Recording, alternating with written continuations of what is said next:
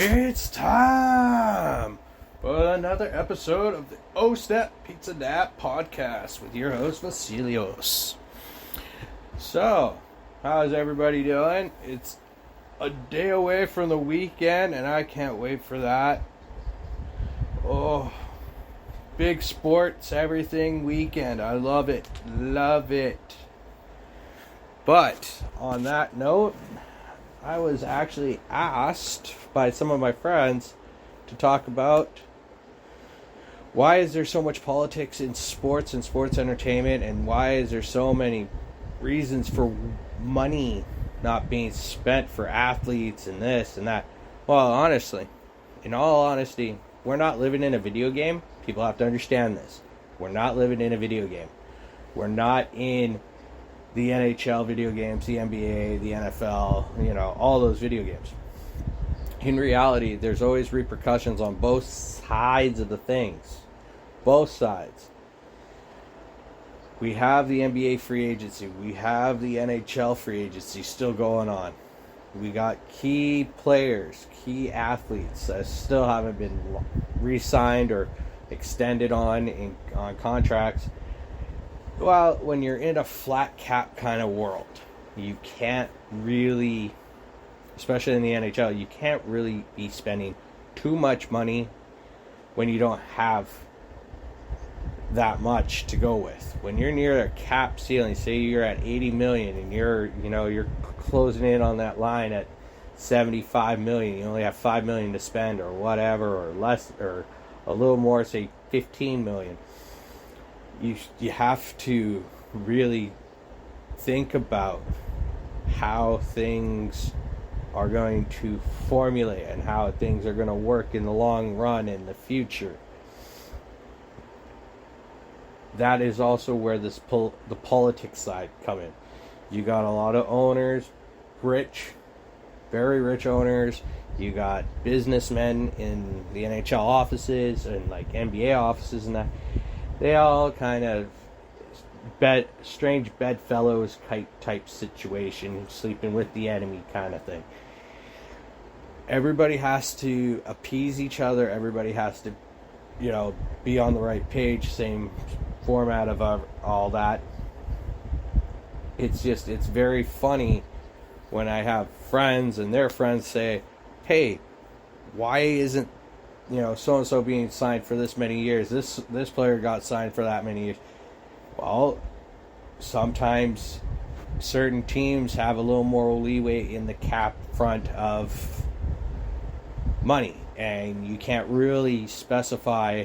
And from my point of view, I'm just a spectator. I'm just a person that has a point of view on this. From what I can see, some players have to kind of toe the line of what they're going to get and how much they're going to make. Even though, you have that ABV, the average whatever salary thing or whatever it is. It's one thing on that end.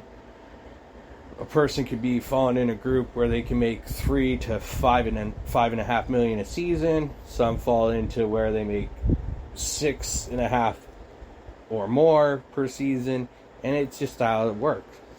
When you go look at the NBA, all these players, they're signing for big money, yes. But you have to understand, most of their money is also going into agents, managers, other things that they probably have.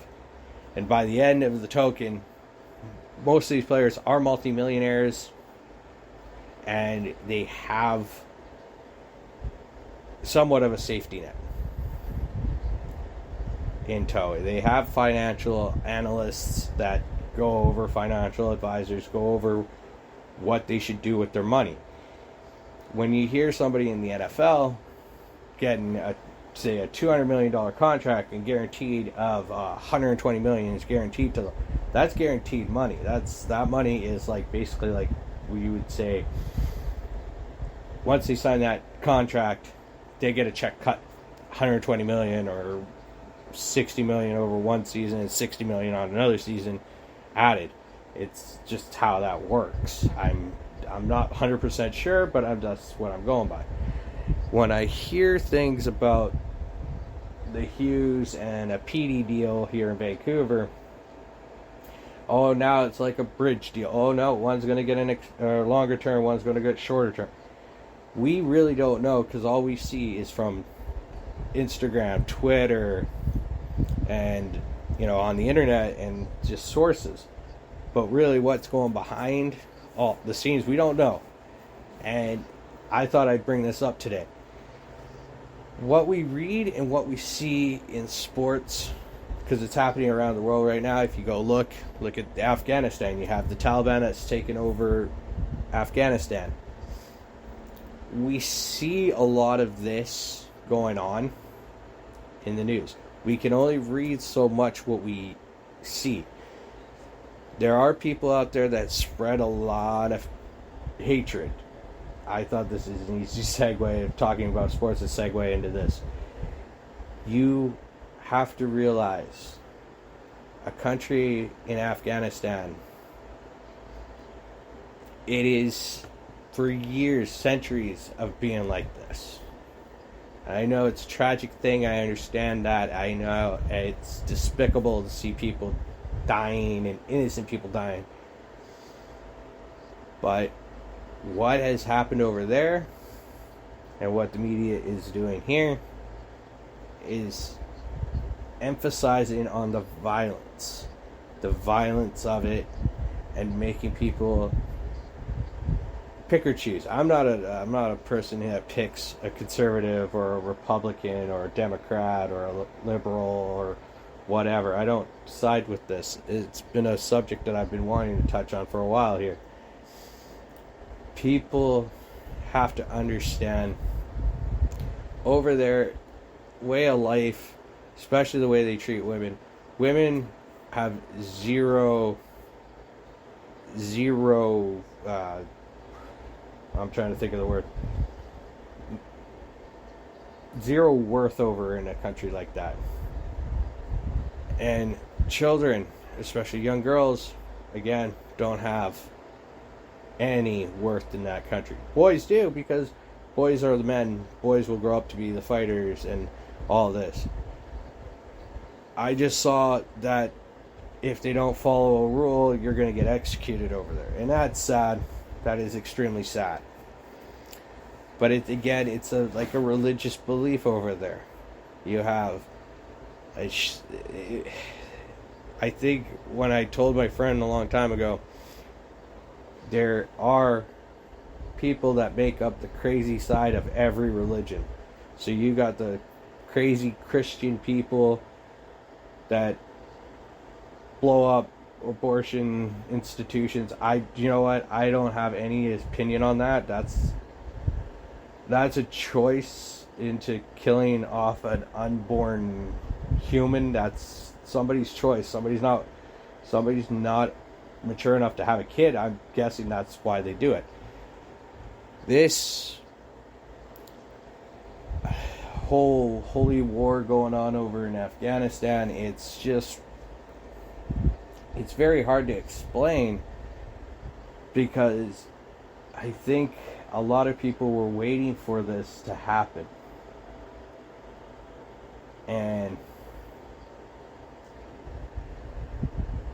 it's probably what is going to be another downfall of society, is because you have terrorist groups, you have people who believe too much into the holy books and start reading way too much into something.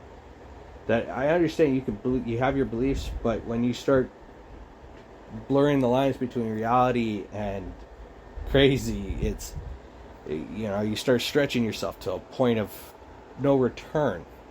I watched Dan Bongino, and man, I love that guy. I love Alex Jones. I love a lot of the controversial people, because they have a lot of good points, and they love to fight with people. Like even Joe Rogan has a lot of good points, and he's a controversial guy too once in a while. But I really love that guy on his news radio show, and when he was on that TV show and UFC and all that. I love listening to his podcast. He's great. But they're all right.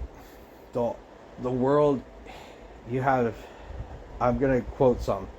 I read some. It said, You have people who believe the world is round.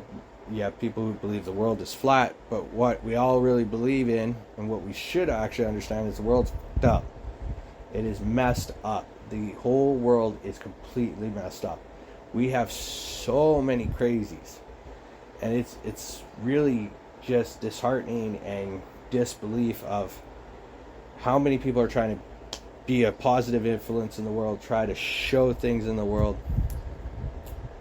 and make it a better place. But yet, in a world, say you have 100 people, white, black, Hispanic, Middle Eastern, and all this, out of those groups, you got 90% that are just full on crazy. Full on crazy. And the 10% are the ones that are trying to do a change, trying to make a change. But the rest are all just kind of, oh, we can do this now. We can cause mayhem and crap. No, you can't cause mayhem and shit, because there's always consequences. There's always collateral damage. There's always something. You can never specify on this because I can never find the right words when I'm speaking about this. When there is hope, others destroy the hope, and there's no hope left. We all have to understand what's going on in Afghanistan, what's going on with this coronavirus, what is going on with the Delta virus, the hate groups that are encouraging Asian hate, hate on blacks, hate on this minority group, and all this. You gotta understand something. Life has become a monopolized version of a game. You're in a group where you don't have money. You're in a group where you have money. You're in a group where you have this people, and you're playing a monopoly game of life, basically. You gotta choose which side you're going to be on. And I notice, I see this all the time on my Instagram. I get the Republicans, I get the Democrats, I get the liberals, I get the conservatives, I get a lot of these things.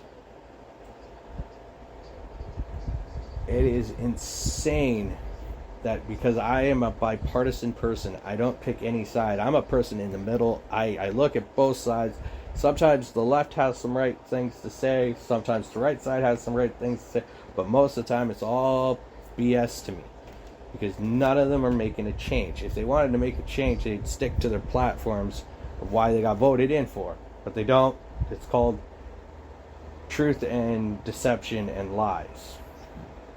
I, on the other hand, am a believer that if you have the right person in power, they can fix problems or find solutions with other countries to help fix the problem. But when you start saying, oh,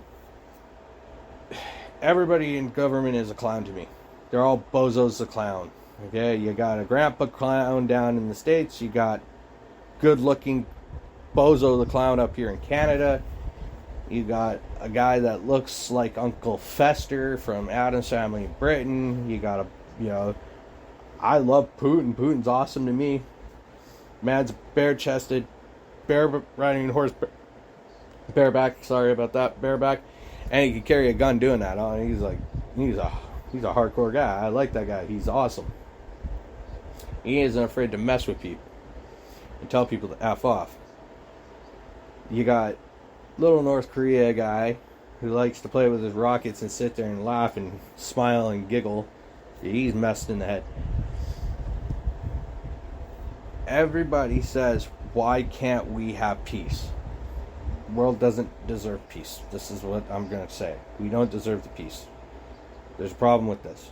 Peace is not a choice anymore. It's not a way of doing things. You can't do that.